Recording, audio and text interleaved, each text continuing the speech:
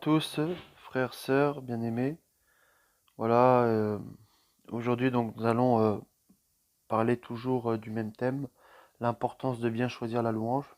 Nous avons parlé donc dans l'autre enseignement du vin,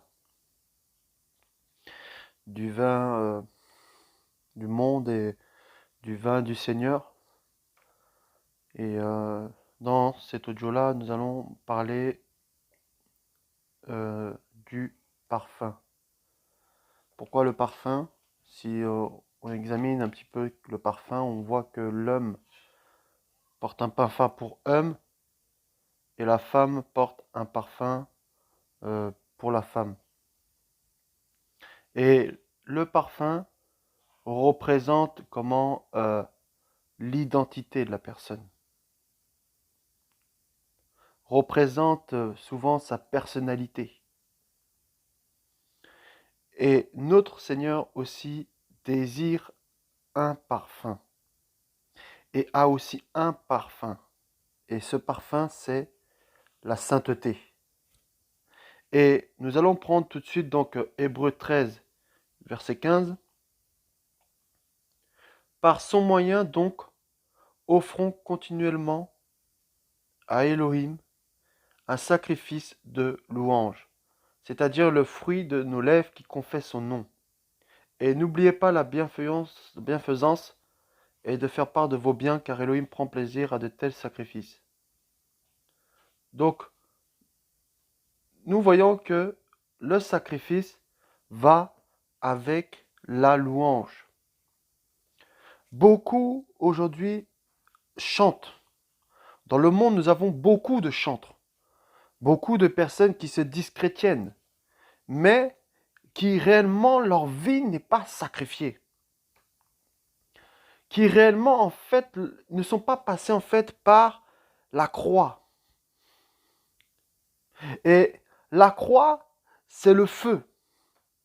Parce que qu'est-ce qui fait qu'on sent une odeur? À l'époque, le sacrifice que le Seigneur demandait, par exemple, c'était un holocauste. Et l'holocauste était agréable au Seigneur parce que c'était une offrande qui était entièrement consumée par le feu. Quand, par exemple, vos voisins font un barbecue, vous sentez l'odeur, là vous dites, ah, c'est des chipolatas, ah, là, c'est des entrecôtes. Vous sentez, vous savez que là, ils cuisent quelque chose. L'odeur monte jusqu'à vous. Pourquoi? Parce que il y a le feu. Si vous mettez la viande sans le feu, vous n'allez pas sentir l'odeur de la viande. Il faut le feu. Et nous-mêmes, nos vies, s'il n'y a pas le feu, si notre vieil homme n'est pas consumé à la croix, nos vies ne sentent pas bon. On va prendre un autre passage dans Apocalypse 8, verset 1. Apocalypse 8, verset 1 nous dit ceci. Et quand il ouvrit le 7e sceau, il se fit dans le ciel un silence d'environ une demi-heure. Et je vis les 7 anges qui se tiennent devant Elohim, et 7 trompettes leur furent données. Et un autre ange vint et se tint devant l'autel ayant un encensoir d'or, et on lui donna beaucoup d'encens, afin qu'il les donne avec les prières de tous les saints sur l'autel d'or qui est devant le trône. Et la fumée de l'encens, écoutez bien, bien-aimés, et la fumée de l'encens monta avec les prières des saints de la main de l'ange devant Elohim. Et l'ange prit de l'encensoir et le remplit du feu de l'autel et le jeta sur la terre. Il y eut des voix et des tonnerres et des éclairs et un tremblement de terre. Et les 7 anges qui ont les 7 trompettes se préparèrent à sonner de la trompette. Vous voyez que, verset 4, et la fumée de l'encens monta. Mes amis, essayez de mettre de l'encens chez vous.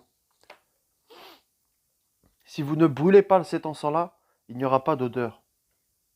Il n'y aura pas d'odeur. Or, c'est quoi le feu? C'est quoi le feu qui fait en sorte que nos vies sentent bon pour le Seigneur? Qu'est-ce que c'est ce feu? 1 Pierre 1, verset 6.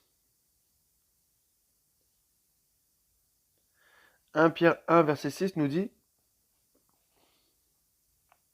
En cela, vous vous réjouissez bien que maintenant, pour un peu de temps, si cela est nécessaire, vous soyez affligés par diverses épreuves, afin que l'épreuve de votre foi, beaucoup plus précieuse que l'or qui périt, mais qu'on éprouve au moyen du feu, soit trouvée un sujet de louange, d'honneur et de gloire lors de la révélation de Yahushua Mashiach. Mes amis, rappelez-vous de l'histoire de Shadrach, Meshach et Abednego. Ils vont se retrouver dans la fournaise ardente parce qu'ils ont refusé l'ordre du roi qui disait de se prosterner au son du luth devant la statue. Alors, comme ils ont refusé, ils ont été jetés dans le feu. Et c'est au milieu de ce feu-là que ils vont apercevoir comme la ressemblance d'un fils d'homme. Mes amis, ce n'est pas lorsque tout va bien qu'on rencontre Yahushua.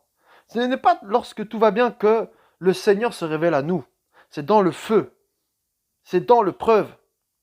Et c'est après cette révélation par l'épreuve par laquelle nous passons que la louange ressort. La louange ressort. Donc, le feu, c'est l'épreuve. Et le feu, c'est ce qui consume notre caractère, c'est ce qui consume notre vieil homme.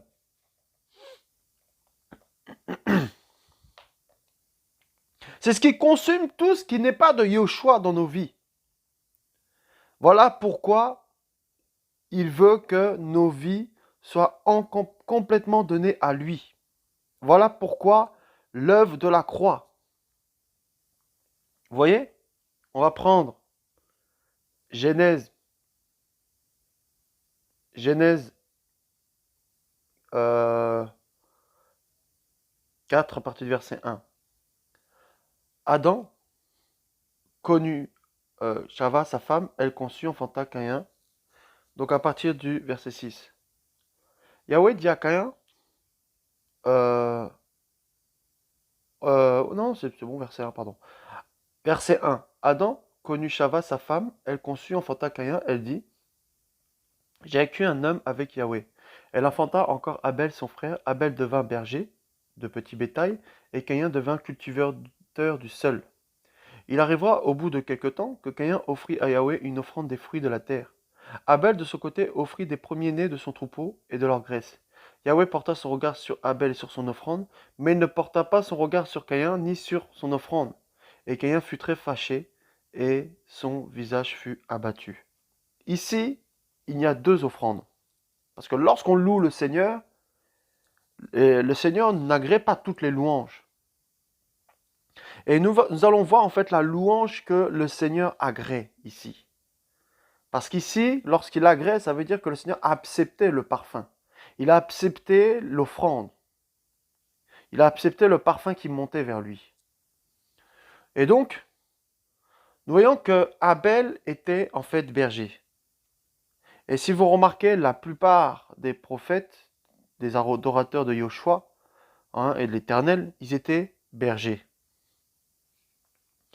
Et Abraham était berger, voilà. David était berger. Et Joseph était berger. Et un berger, il ne sommeille pas. Il ne dort pas. Pourquoi? Parce qu'il doit surveiller sans cesse son troupeau. En fait, c'est-à-dire il doit se consacrer à son troupeau. Il doit veiller à ce que les nouveau-nés grandissent, il doit les nourrir. Et il doit les amener dans la montagne, pas en ville, dans la montagne, pour leur donner l'eau, la vie, pour les amener vers des verts pâturages. Or, Caïn, lui, c'était les fruits de la terre. Et les fruits de la terre, ça ne donne même pas d'effort. Tu plantes, tu attends que la pluie tombe, ça pousse. Et après, tu offres. Et tu peux te reposer pendant 1 semaine, ça pousse. Mais le berger, lui, doit être constamment, en fait, dans la consécration. Il doit examiner constamment comment ça s'appelle son troupeau. constamment. C'est l'image de nos vies, d'examiner nos vies constamment. C'est-à-dire qu'il y a beaucoup de gens qui louent le Seigneur, qui chantent avec leurs lèvres. Le Seigneur dira, ce peuple m'honore des lèvres, mais son cœur est éloigné de moi. Pourquoi? Parce que beaucoup adorent le Seigneur avec les lèvres, mais leur cœur, leur vie ne suit pas. Et de ce fait, leur offrande n'est pas agréée, parce qu'ils ne se consacrent pas, parce qu'ils ne s'examinent pas, parce qu'ils nourrissent pas leur intimité avec Yoshua. Ils ne se nourrissent pas de la parole avec Yoshua. Et ce sont quelque part des Caïns qui attendent que tout vienne comme ça, attendent que la gloire vienne, attendent que le Saint-Esprit vienne, attendent qu'il y ait des guérisons, des miracles, attendent que la parole lui soit servie. Mais mes amis, même si le Seigneur a payé le prix à la croix, nous devons aussi, le Seigneur a dit, porter notre croix. La croix.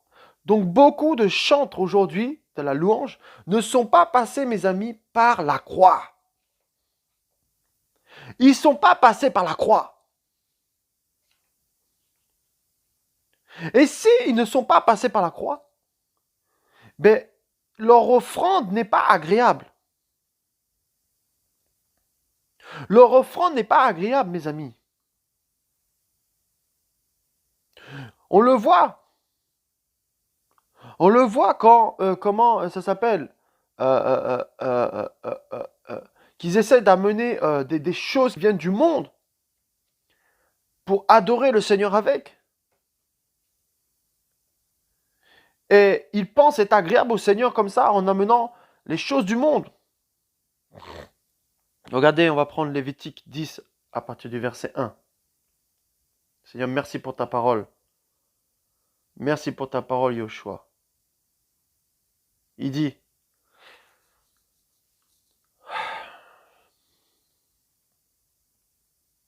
or les fils d'Aaron, Nadab et Abihu prirent chacun leur encensoir, mirent du feu et placèrent de l'encens dessus et présentèrent devant Yahweh un feu étranger, ce qu'il ne leur avait pas ordonné.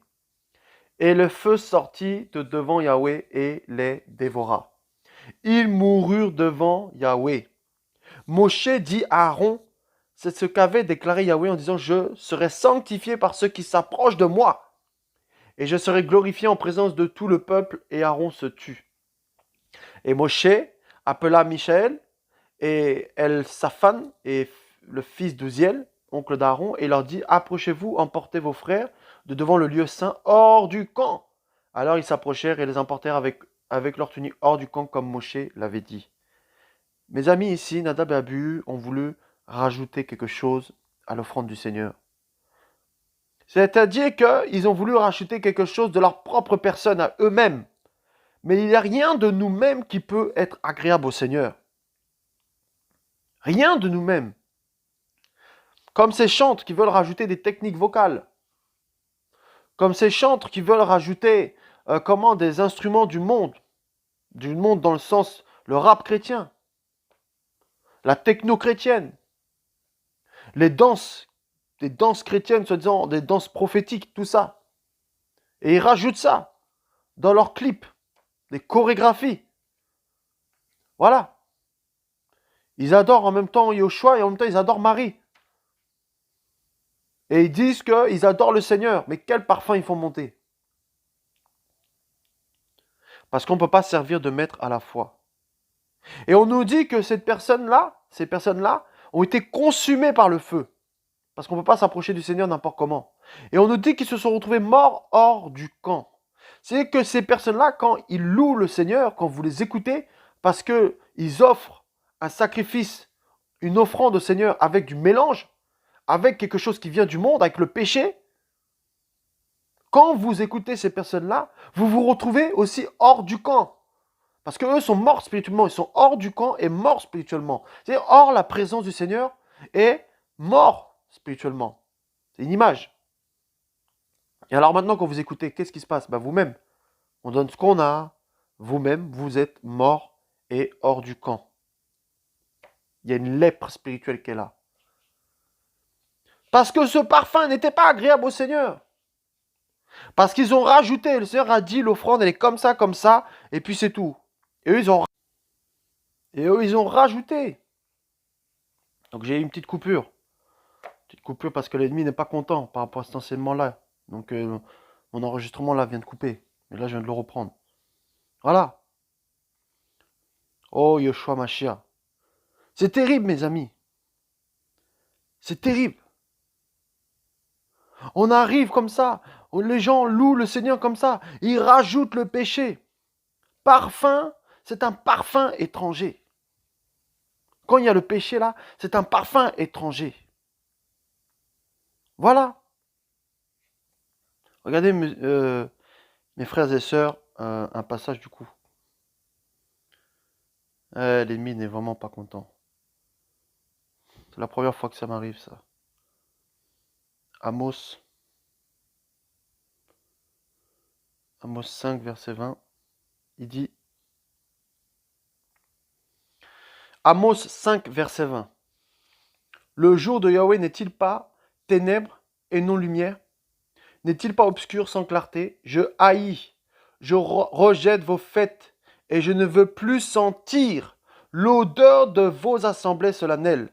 Car si vous faites monter pour moi des holocaustes et des offrandes de grains, je ne les accepterai pas favorablement. Et les bêtes grasses de vos offrandes de paix, je ne les regarderai pas ôter de devant moi le bruit de vos chansons. Je n'écouterai pas la mélodie de vos luttes, mais que le jugement coule comme de l'eau et la justice comme un torrent intérissable. Est-ce à moi, maison d'Israël, que vous avez offert des sacrifices et des gâteaux dans le désert pendant 40 ans? Au contraire, vous avez porté Sikkunt, votre roi, Kiyun, votre idole, l'étoile de votre Elohim que vous êtes fabriqué. C'est pourquoi je vous transporterai au-delà de Damas, dit Yahweh, dans le nom et Elohim Sabaoth. Mes amis, le Seigneur ici rejetait les offrandes d'Israël. Parce que Israël offrait des gâteaux dans le désert à la reine du ciel. Et en même temps qu'elle offrait des gâteaux à la reine du ciel dans le désert, elle voulait aussi adorer le Seigneur avec la lutte. Et il pensait être agréable au Seigneur parce que il faisait tout comme le Seigneur disait. Leurs holocaustes étaient faits comme le Seigneur disait. Mais leur vie n'était pas agréable au Seigneur parce qu'en même temps, ils étaient dans l'idolâtrie. Et beaucoup de chantres aujourd'hui que nous écoutons sont dans l'idolâtrie. Ils ont un prophète spécial. Ils ont un bishop spécial. Ils ont un père spirituel, une mère spirituelle. Alors que ces pères dans la foi, mères dans la foi, ils ont des statuettes. Ils ont des statuettes, tout ça. C'est terrible, mes amis. Comment voulez-vous comment les chrétiens se réveillent, soient connectés au ciel? Parce que lorsque vous écoutez une louange, si cette louange ne vous connecte pas au ciel, si cette louange ne vous amène pas à aller dans la présence du Seigneur, ce n'est pas de Yoshua. Voyez, mes amis? Une offrande doit être entièrement consumée. Mais non seulement elle doit être consumée, mais c'est nos vies. Le Seigneur prend plaisir à l'obéissance, mais non au sacrifice. Alors tu peux pendant des heures louer le Seigneur, prier, mais si ta vie n'est pas agréable au Seigneur, le parfum ne monte pas. Maintenant, dites-moi, ces chantres chrétiens aujourd'hui, sont-ils passés par le feu? Sont-ils passés par les épreuves? Hein? Lorsque nous voyons que déjà le début, c'est la croix. Et eux, ils n'acceptent pas la croix. C'est-à-dire qu'ils vendent leurs albums, leurs CD. Vous croyez qu'ils sont passés par la croix? Alors qu'ils vivent comme des riches? Alors qu'ils vivent comme des starlets? Vous croyez qu'ils sont passés par la croix? Chrétiens et stars en même temps? Chrétiens qui chantent la louange et stars en même temps, vous croyez qu'ils sont passés par la croix? Ils ne sont pas passés par la croix. Non, non, non, non, non, non. Et ça va nourrir votre esprit? Ça va vous amener à aller au ciel? Avant, j'écoutais beaucoup là, les chants de l'époque, tout ça là, voilà, de plein de continents africains, tout ça là. Mais on se rend compte que la plupart même de ces chants là, ils étaient même à côté de la plaque. Beaucoup avaient des producteurs païens, tout ça. Mais au début, quand on est chrétien, on écoute tout ça, on dit, oh, vas-y, le Seigneur, voilà. Mais quand le Seigneur nous rend sensibles, on commence à se rendre compte, on se dit, mais là, il y a un problème, il y a du mélange. Là, il y a un feu étranger, mes amis. Il y a un feu étranger. Et beaucoup de chrétiens nés de nouveau, ben, ils ne savent pas. Et ils vont écouter toutes les louanges qui va sur Internet, toutes les louanges, tout ça, sans connaître la vie de la personne qui est derrière, qui loue le Seigneur. Et qu'est-ce qu'ils ramassent? Un parfum étranger. Le Seigneur dit, mon oreille n'est pas trop dure pour entendre, ni ma main trop courte pour sauver. Donc ça, son oreille n'est pas trop dure pour entendre les louanges. Mais il bouge ses oreilles parce qu'il sait que la personne là est hypocrite. Que l'honneur des lèvres, mais là, que son cœur est éloigné. Mais nous, comme on est attiré par les émotions, par les belles voix, par les sensations, par les rythmes, comme on écoute, on dit, ah ouais, quel homme de Dieu, quelle femme de Dieu, quand elle chante, quand elle loue, oh, ça me met des vibrations, ça. Oh, sensation. Si Michael Jackson était capable de faire tomber des personnes dans la foule sous l'émotion, ne pensez-vous pas que comment quelqu'un qui chante se disant des chants chrétiens peut le faire? Il y a aussi un côté star et business dans la chrétienté. On ne peut pas être artiste chrétien, ça n'existe pas. D'ailleurs, mes amis, l'offrande, on a dit, devait être entièrement consumée par le feu. Bon, maintenant, dites-moi, si ces personnes vendent, c'est-à-dire elles louent le Seigneur, elles adorent le Seigneur, ok, on est d'accord, jusqu'ici ça va. Peut-être leur vie est correcte, elles se sanctifient, ok, on est d'accord jusque-là. Le Seigneur entend cette louange-là. Et en même temps, la personne dit, ah bah tiens, je vais prendre 20 000 euros dessus, pour moi. Et le Seigneur dit, bah non, attendez, mais là, c'est pas, non, c'est pas une offrande, c'est pas une offrande. Est-ce que vous imaginez, hein, les mages, là, quand ils ont offert leur trésor à Yoshua, est-ce qu'ils ont pris une partie? Et ils ont dit, bon tiens, Seigneur, on te donne un peu d'or, on va prendre aussi un peu d'or pour nous, on te donne l'encens, on va couper un peu d'encens aussi pour nous, on va en garder pour nous. Non, ils ont donné entièrement l'encens. Regardez ce qui s'est passé avec Ananias et Saphira. Ils ont voulu garder une partie. Regardez comment le Seigneur les a consumés. Le Seigneur les a frappés, mes amis. Vous voyez? Et vous croyez que le Seigneur agrée ces chantres qui disent, Seigneur, je fais monter un parfum, mais en même temps, sur ton dos, je gagne de l'argent. Mais en même temps, sur ton dos, je gagne de l'argent. Ah oui, non, mais tu sais, il faut de l'argent pour les associations, il faut de l'argent pour comment produire des livres, il faut de l'argent. Mais mes amis, si l'offrande est agréable au Seigneur, ne croyez-vous pas que le Seigneur peut toucher lui-même les cœurs pour que les gens donnent des dons volontaires?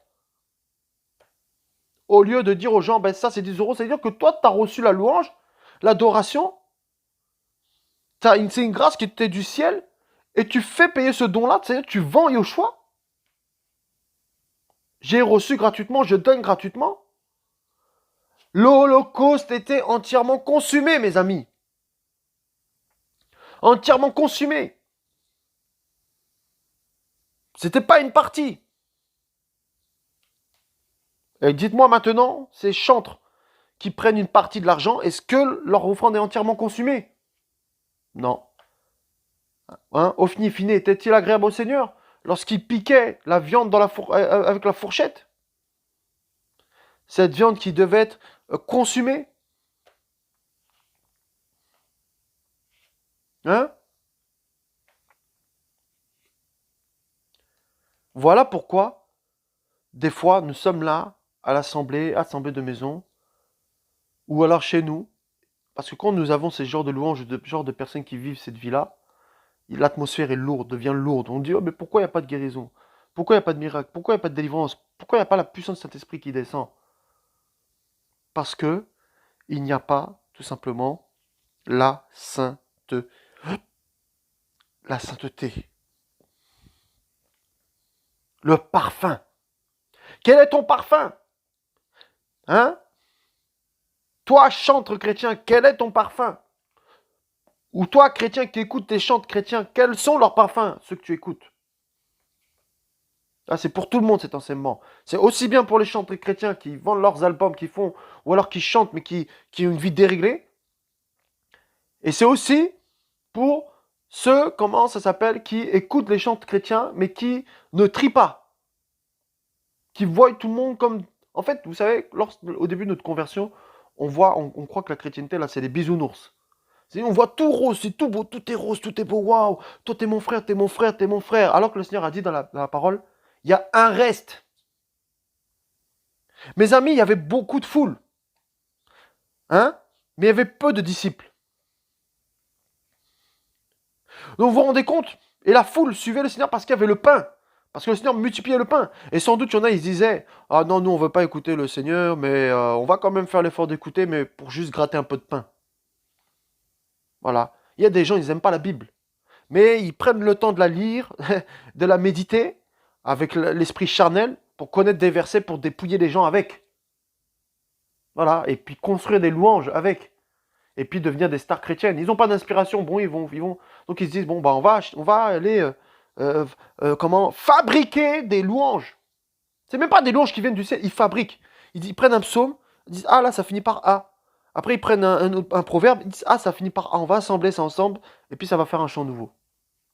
Alors qu'un chant nouveau, ça sort lorsqu'en fait tu es dans une épreuve, tu sors de cette épreuve, le Seigneur s'est révélé à toi, comme on a dit tout à l'heure, à travers le feu, et tu loues. Tu dis, Seigneur, moi un jour j'étais en galère.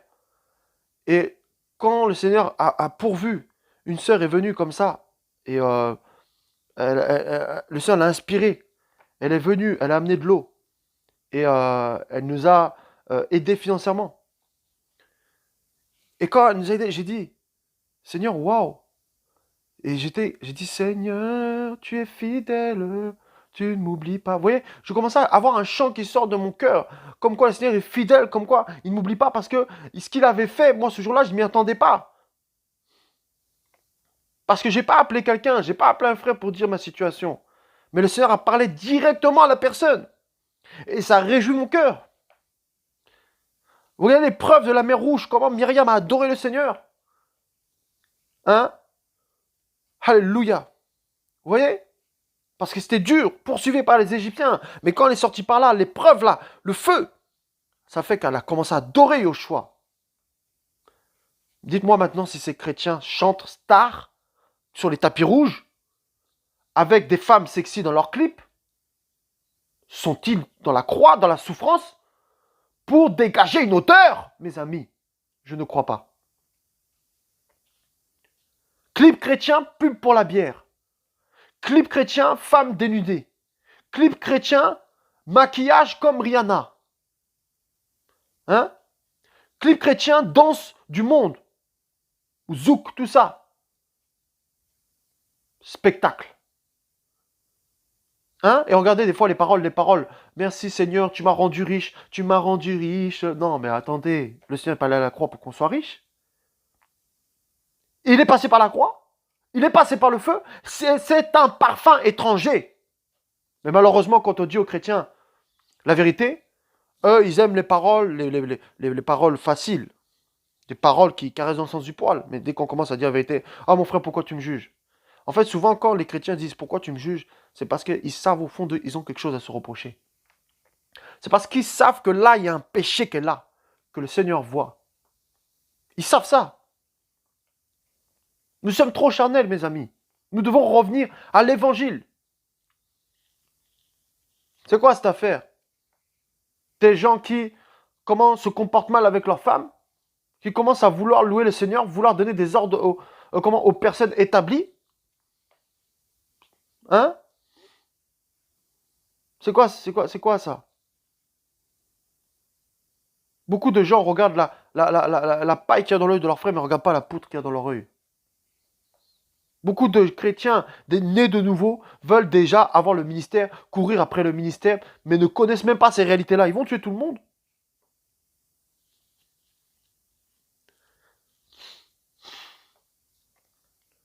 Dirigeant, ça fait, comment ça fait Les gens, ils laissent n'importe qui au piano, n'importe qui à la guitare. Dirigeant. Pour ça, je préfère personnellement, si je m'assemble avec des frères et sœurs, qu'on tape dans les mains maintenant. Que qu'on soit, qu'il y ait quelqu'un qui fait du piano, que ce soit bizarre, ou de la guitare. Parce que si c'est pour polluer les gens, il faut qu'on revienne à la simplicité. Comment voulez-vous que ce parfum monte? Nous sommes dans une génération hypocrite. Vous voyez? Nous aimons comment toutes ces paroles qui sont mielleuses. Hein? Ces paroles qui sont mielleuses. Comment voulez-vous que nous soyons agréables au Seigneur? Oh, on nous dit que la parole est amère, hein? Et après, elle devient doux comme du miel. Mais d'abord, c'est d'abord amer. Mais quand ça commence à titiller notre chair, pourquoi tu me... mon frère, pourquoi tu me juges? Ah, Dieu connaît mon cœur. De toute façon, Dieu connaît mon cœur. Non, mais toi, t'as rien à me dire, c'est Dieu qui me dit. Mais Dieu n'est pas capable d'utiliser un homme pour parler? Pourquoi tu me juges? C'est pas moi qui te juge, c'est la parole, c'est ce qui est écrit dans la parole. C'est pour ça que l'Église aujourd'hui manque énormément de discernement. C'est parce que nous sommes trop, dans ce parfum étranger. Nous voulons garder nos péchés mignons dans le secret, hein? Et puis, on dit qu'on est agréable au Seigneur. On va prendre 2 Corinthiens 2,14. 2 Corinthiens 2,14. Il dit quoi? Mais grâce soit Elohim, qui nous fait toujours triompher dans le Machia et qui manifeste par notre moyen l'odeur de sa connaissance en tout lieu. Parce que nous sommes la bonne odeur du Machia, de la part d'Elohim par ceux qui sont sauvés et parmi ceux qui périssent. En effet, pour les uns, une odeur de mort pour la mort, mais pour les autres, une odeur de vie pour la vie. Et qui est suffisant pour ces choses? Car nous ne sommes pas comme plusieurs qui font du commerce avec la parole d'Elohim. Mais nous parlons du Machia avec sincérité comme de la part d'Elohim et devant Elohim. Nous voyons qu'on parle de parfum. Et après, on nous parle d'un parfum qui mène à la mort et on nous parle du commerce. Et ça mène à la mort, mes amis. Les gens qui font du commerce avec la parole, ceux qui louent le Seigneur, quand vous les écoutez, ils vous amènent à la mort spirituelle. Parce que leur intérêt n'est pas d'adorer au choix, mais de se faire de l'argent. Quand vous écoutez ça, vous ramassez l'esprit de Mammon. Parce que dans leur louange, ils remercient Mammon. Ils remercient le Elohim de l'argent. Celui qui les a rendus riches, stars, célèbres dans le milieu chrétien.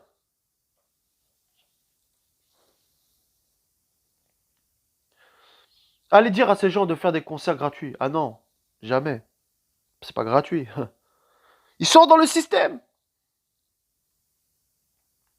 Et quand il y en a un qui commence même à violer tout ça, tu vas voir tous les autres pasteurs qui vont commencer à défendre. Qui vont commencer à dire, n'écoutez pas tous ces gens-là, vous savez, les brebis, les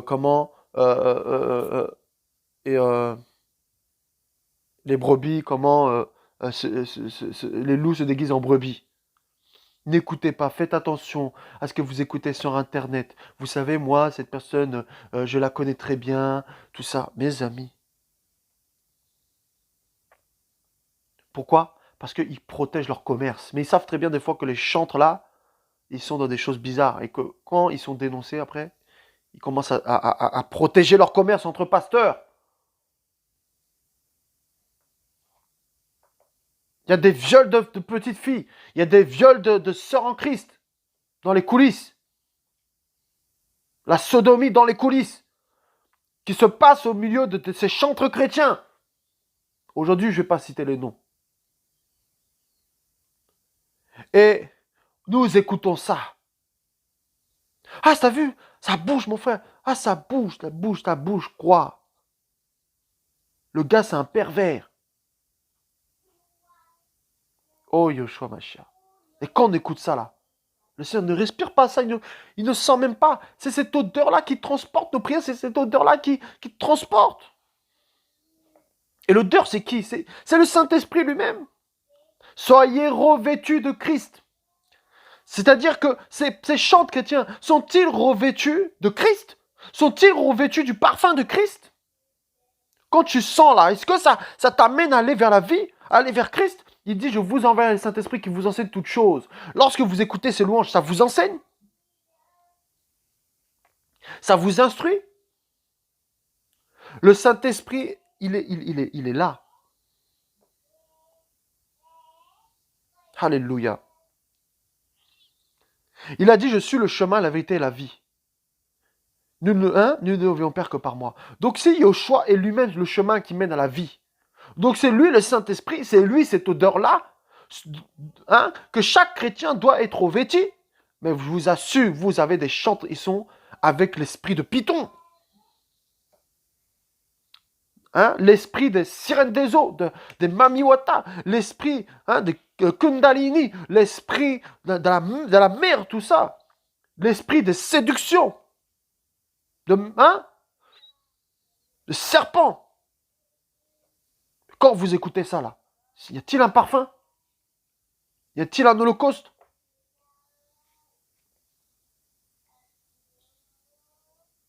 Oh, Yoshua Mashiach. Ils vivent dans le luxe. Le Seigneur a dit, l'homme a nulle part où reposer sa tête. Je ne dis pas qu'on ne peut pas vivre dans le luxe, dans le sens avoir de l'argent. Enfin, parce que le Seigneur, il dit qu'on prospère à tout égard. Donc, on peut avoir beaucoup d'argent et suivre le Seigneur. Mais je parle de ceux qui se servent de l'évangile pour être riches. De leur louange pour être riches. Voilà, ils vivent comme des pachas, tout ça. Vous croyez qu'il il a dit, l'homme a nulle part où reposer sa tête. Les oiseaux ont des nids, les renards ont des tanières. Vous croyez vraiment qu'ils sont à la croix? Vous voyez? Non, c'est du cinéma tout ça. C'est la séduction tout ça. Où sont ces chantres qui sont simples, qui se cachent? On ne voit pas leurs photos. On ne sait même pas c'est qui leur prénom. Mais quand on entend, ça nous transporte au ciel. Ça nous amène à aller vers Yoshua Mashiach.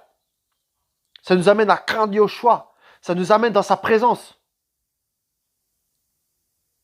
Aujourd'hui, non. Ça nous alourdit. Les chants chrétiens nous alourdissent. On écoute, ça nous bouche les oreilles.